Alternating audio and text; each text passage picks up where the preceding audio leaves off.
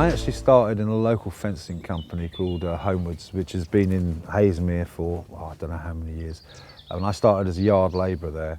I used to go out with Charlie in the old RL lorry to collect the pails and posts.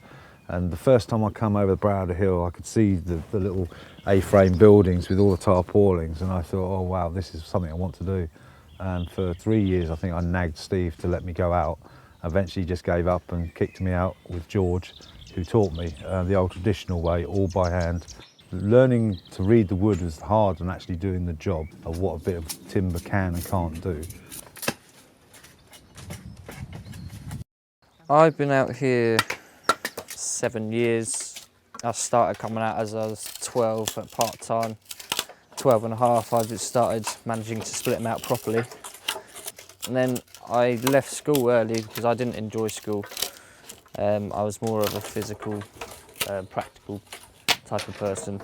So I've been doing it ever since. I'm now 21.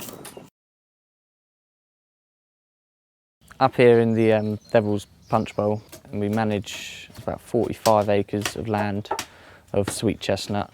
We do have oaks up here with silver birch, and then we make fencing products out of it. Post and rails, posts, all type of fencing. Sweet chestnut you can use from 10 to 12 years old, which is good for fencing posts, beam poles. For bigger posts and rails and lath stuff, it's more 20 to 30 years. If we were to cut in the summer, the bark peels off, it affects the products that we make. It will turn it black, it weakens it. So for there, with the winter, when all the leaves have come off and the sap's dropped, is when we cut. Our main seller is traditional plastering laths. They're made for the old traditional houses.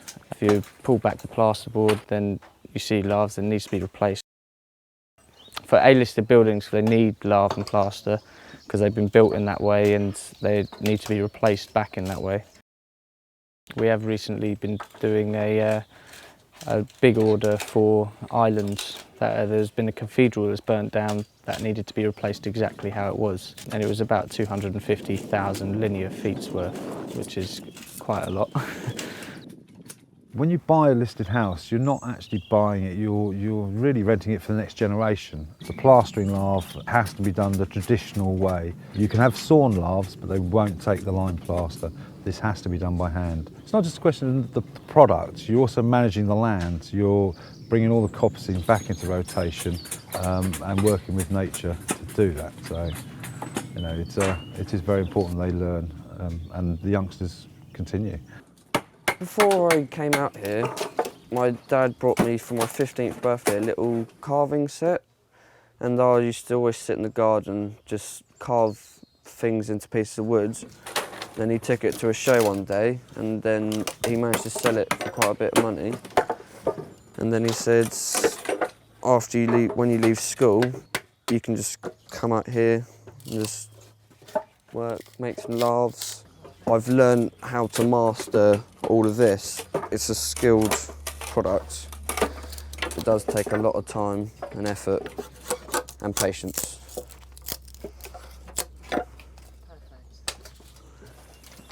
We cut it and fell it down, bring it down here.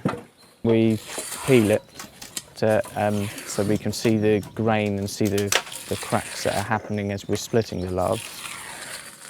That way you don't have as many runoffs, you don't have many muck up, and you get a decent product out of it.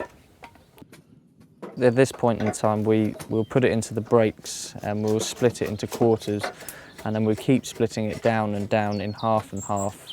Put the throw in to get the right size of the lath, and we'll hit it down to then open up the grain, and we'll get the end. And we'll keep an eye on the grain, because with the grain you can then get the right size and the right measurements to get all the way down to the bottom. And then with that you should have the right same size as the lath, and it should be about 8mm, and it needs to be the same sort of size, give or take about 1mm all the way down. You need the cleanest bits of timber really, because if not it stops it, it can snap it and all sorts when people are working with it.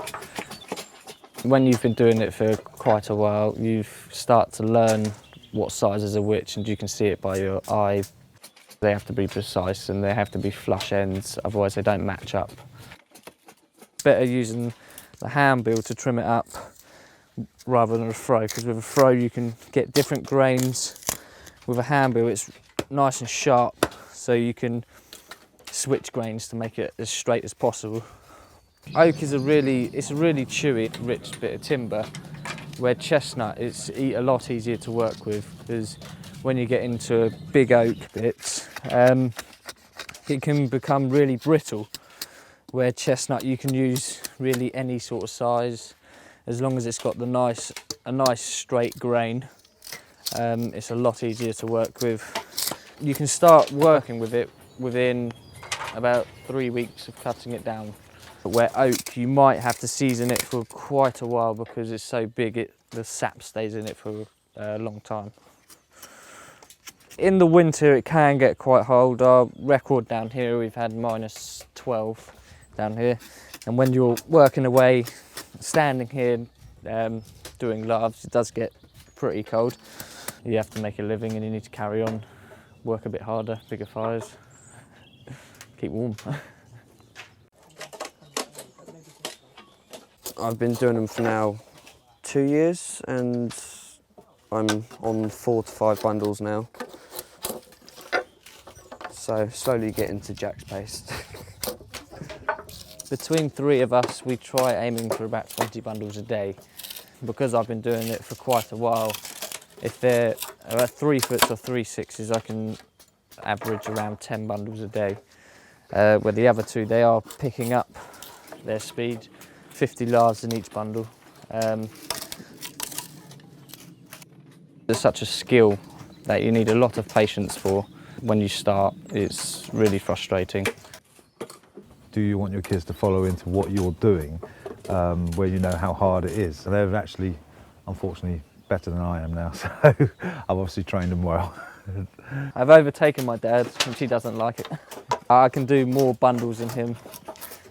Sometimes he could be sitting over there, he could be doing 4 as I'm doing 6. He doesn't quite like that anymore. The boys have been running the company, and they effectively are going to be taking the business over from me.